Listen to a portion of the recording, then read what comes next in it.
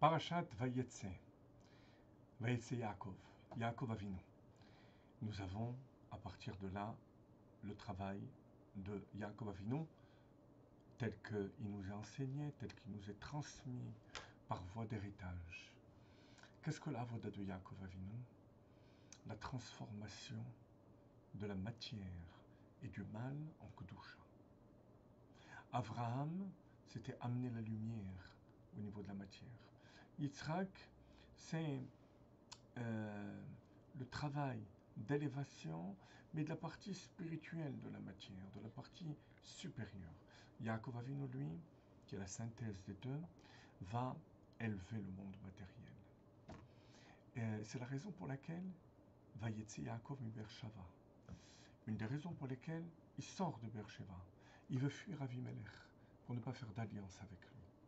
Vous voyez, Avraham et Yitzhak, de par leur avoda, ils ne peuvent arriver qu'à une alliance, un consensus. Pour Yaakov Avinu, le travail est plus en profondeur. Il y a la transformation de la terre. Donc on n'a pas besoin de faire d'alliance et de consensus avec le monde matériel. C'est la raison pour laquelle Mitato Shlema, sa couche sera parfaite. Parce qu'il y a la transformation totale. Avraham n'a pas réussi à transformer Ishmaël complètement. Yitzhak n'a pas réussi à transformer Esav. Yaakov Avinu, Mitato Shlema, sa couche était parfaite. C'est la raison pour laquelle nous dit le Baal Shem Tov HaKadosh, Vaishkav Bamakom Hahu. Il s'est couché à cet endroit. Vaishkav, dit le Baal Shem Tov, c'est Yesh Kav.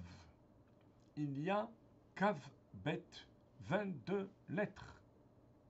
Le monde matériel, ce sont des lettres, l'expression des lettres de la parole divine.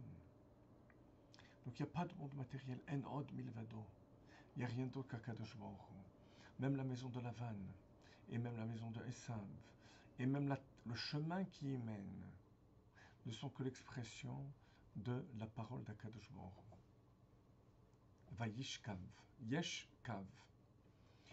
Et à ce moment-là, Vayachalom, il rêve. Qu'est-ce que c'est le rêve, dit le Baal Shem Tov?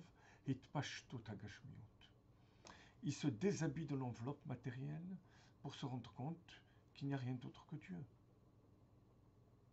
Et à ce moment-là, il se pose la question, pourquoi est-on dans ce monde?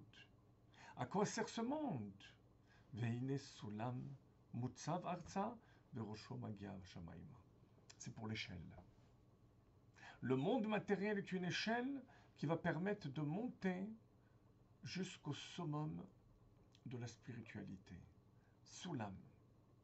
Mais attention, une fois qu'on est en haut, et c'est Admor HaZaken, l'élève de son élève qui va continuer cet enseignement, il va falloir, c'est la Hamida, c'est le Shmoné Esrei, le sommet de l'échelle, il va falloir commencer à redescendre. C'est pour ça que dans la Hamida, on a la demande pour la guérison, pour tout le clan d'Israël, la bénédiction dans les années, etc., des besoins matériels. Et ensuite,